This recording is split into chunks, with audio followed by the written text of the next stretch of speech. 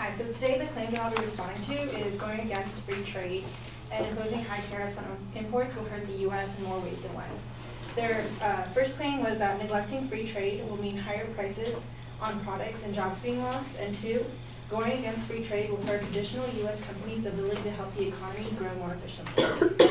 My response to this claim is that going against free trade and imposing high tariffs will actually benefit the U.S.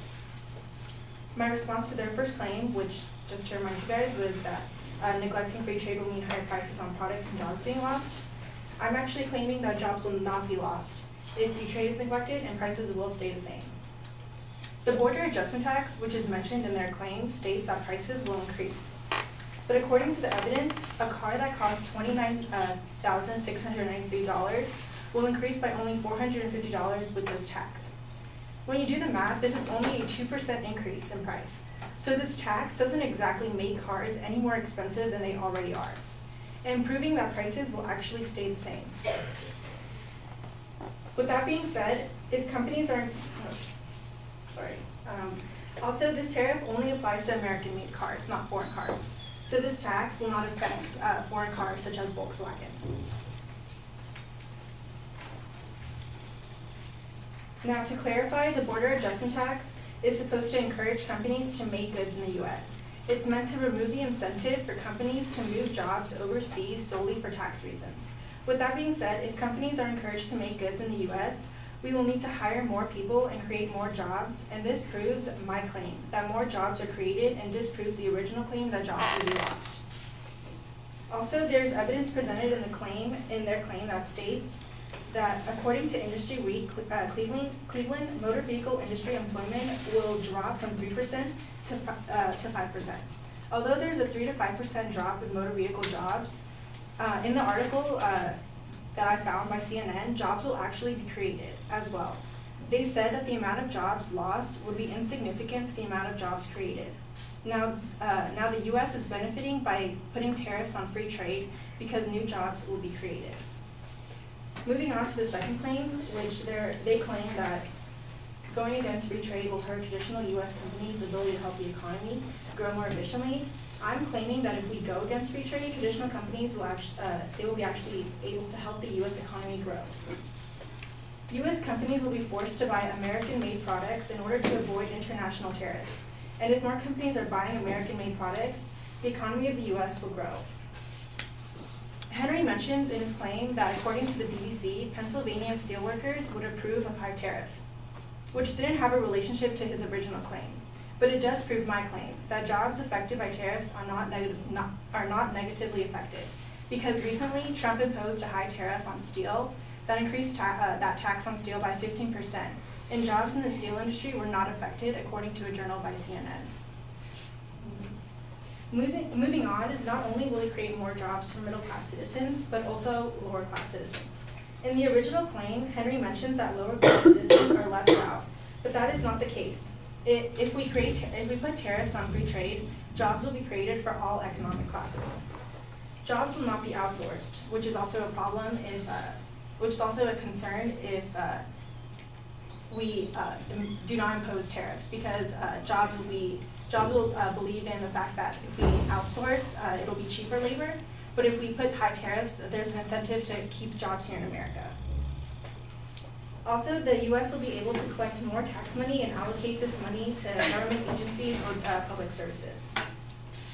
So overall, the original claim fails to prove that high tariffs and going against free trade hurts the U.S., because in actuality, going against free trade and placing high tariffs will benefit the U.S., because one, jobs will not be lost and prices will stay the same, and two, going against free trade helps the U.S. economy grow.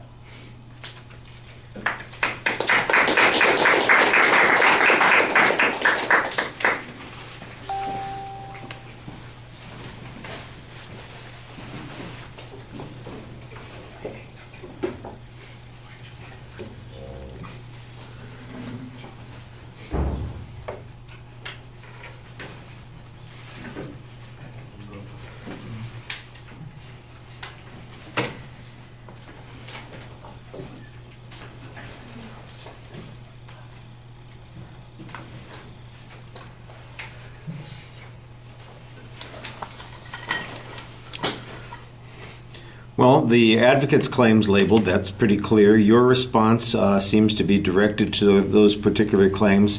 The first piece of evidence that you have talks about what the minimal impact would be on the price of the car, and I think that that's okay, although a $400 increase does seem like it is, it's going to affect somebody, but I think what's missing here is the information that says that that price differential is going to have a minimal effect. There's largely an assumption that $400 out of $29,000 isn't going to affect people's decision making. That's okay. There's later an argument that says that this is only going to apply to American cars rather than to cars from other places, which was a little bit confusing because I guess the idea is that you're putting some kind of tariff on parts that are being used in American cars that aren't American, and so that would be the effect. But if their cars are imported, that it doesn't make any impact. I didn't think that was very clear, and although you presented an explanation of it, the explanation was uncertain. You had this quote from CNN about the jobs that would be lost would be less than the jobs that are going to be gained. It's very conclusionary, and I don't think there's any explanation about how that balance was arrived at and what it's based on. So I think that that's a little problematic. I like the piece of evidence. It sounds to me like the kind of evidence that you would finish an argument with. You basically have started the argument with that. There's not much of an explanation, so it feels a little hollow.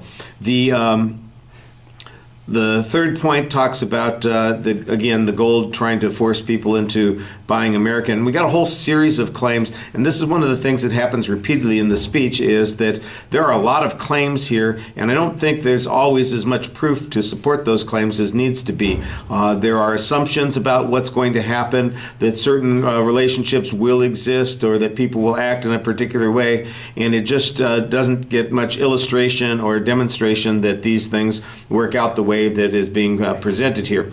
You had the example of the tariff on steel, for instance, which said that it didn't seem to have any impact on jobs. So my question is, well, then what value is it? It doesn't have a negative impact. It doesn't have a positive impact. So why is it something that we should be doing in the first place? I think the idea behind your argument is attempting to answer something that the other side is saying without looking at what the impact of the argument is on your counterclaim, and that's a little problematic. You're rushing a little bit trying to get through everything, and I think if you slowed down and explained some of those claims, a lot of your argument would make more sense to people. All right, thank you.